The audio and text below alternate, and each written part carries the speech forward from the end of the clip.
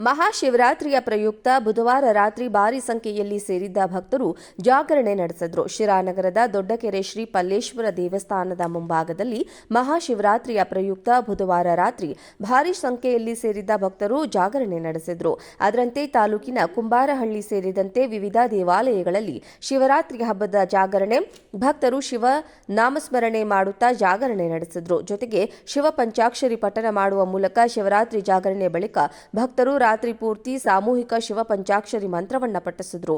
ಬೆಳಗಿನ ಜಾವಗಳಲ್ಲಿ ಭಕ್ತರು ದೇವಸ್ಥಾನದಲ್ಲಿ ದೇವರಿಗೆ ರುದ್ರಾಭಿಷೇಕವನ್ನ ಅರ್ಪಿಸಿದ್ರು.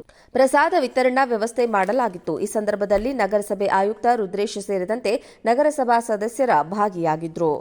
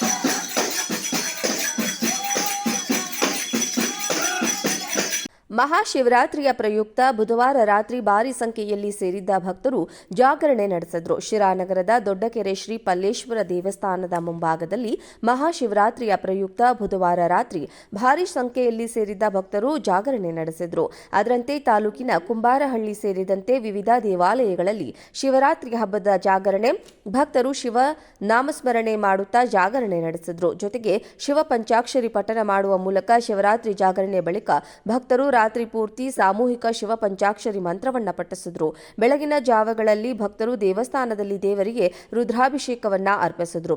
ಪ್ರಸಾದ ವಿತರಣಾ ವ್ಯವಸ್ಥೆ ಮಾಡಲಾಗಿತ್ತು. ಈ ಸಂದರ್ಭದಲ್ಲಿ ನಗರಸಭೆ ಆಯುಕ್ತ ರುದ್ರೇಶ್ ಸೇರಿದಂತೆ ನಗರಸಭಾ ಸದಸ್ಯರ ಭಾಗಿಯಾಗಿದ್ರು.